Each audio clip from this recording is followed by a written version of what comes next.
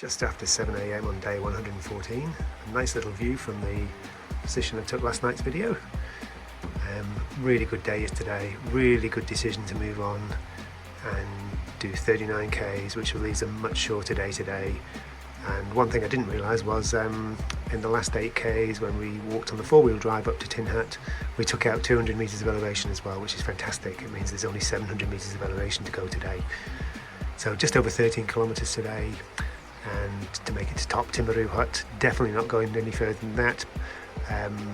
Stody Hut is much further, and it's just not feasible today, especially after the big day yesterday. Yesterday I had it all, big elevation, bounce around boulders, difficult descent at first, and then a big river crossing where we had to turn back when we were almost at the end. It just got too deep and the water got too forceful, and we definitely made the correct decision in turning back. So great effort from Luke.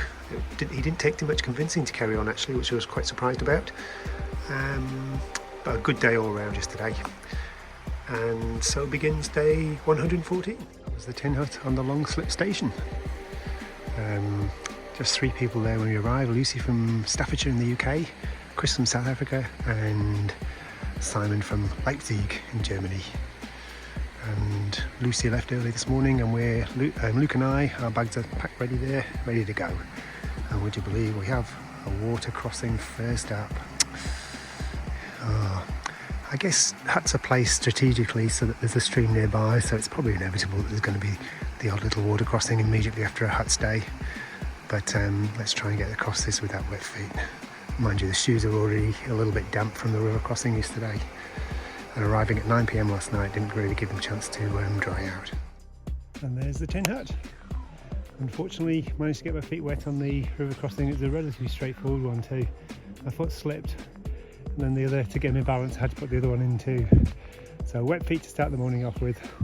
I'm already in the sunshine, so hopefully it'll dry out soon. Already started the climb.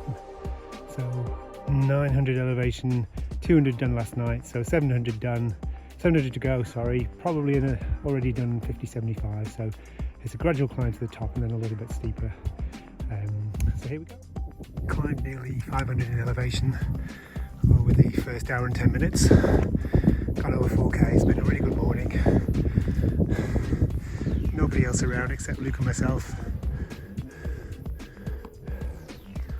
And we're now distance-wise about 1.7K from the Martha Saddle. So on we go. Starting to get a little bit windy, and even though we're in the sun, it's a little bit chilly too because of the elevation. I'm guessing 1400 meters now, maybe even higher. And that's where we've come up.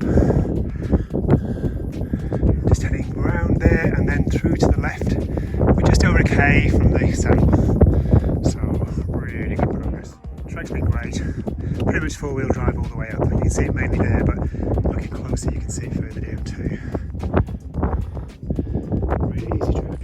Great view. Pathway's got a little bit bouldery, stony, but still very easy going. About 400 metres from the top now, and not much elevation to go.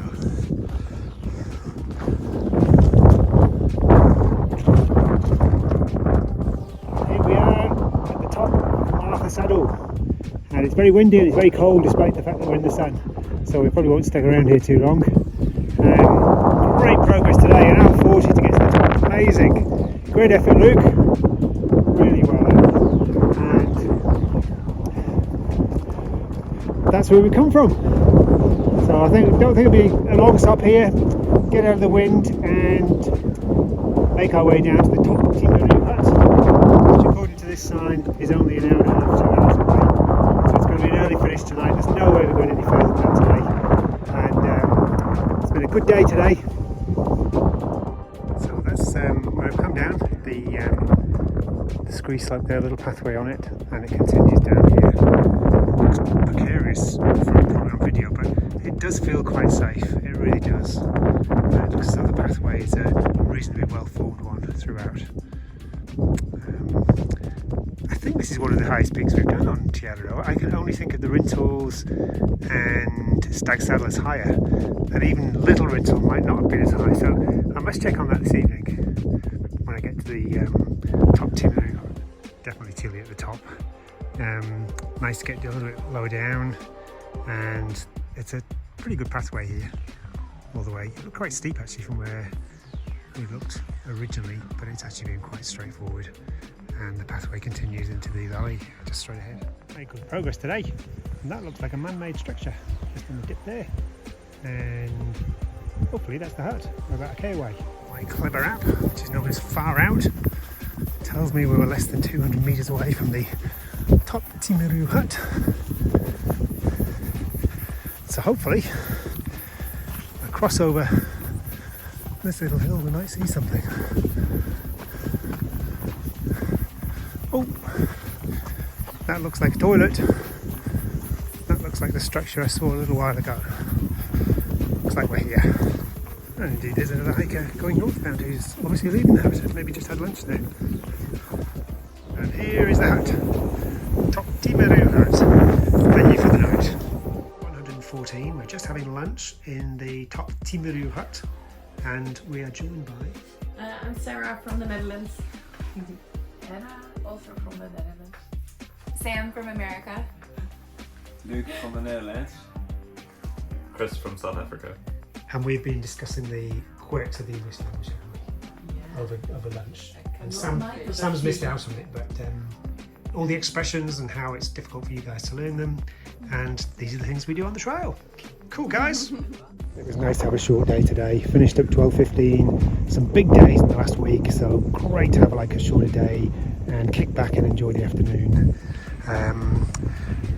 There's the toilet for the top Timaru hut, and there's the hut itself.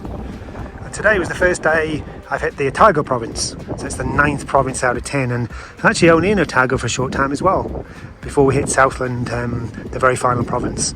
So starting at Northland and then Auckland, Waikato, Manawatu, Wanganui, Wellington, Marlborough, Tasman and Canterbury all behind me, just Otago and Southland to go.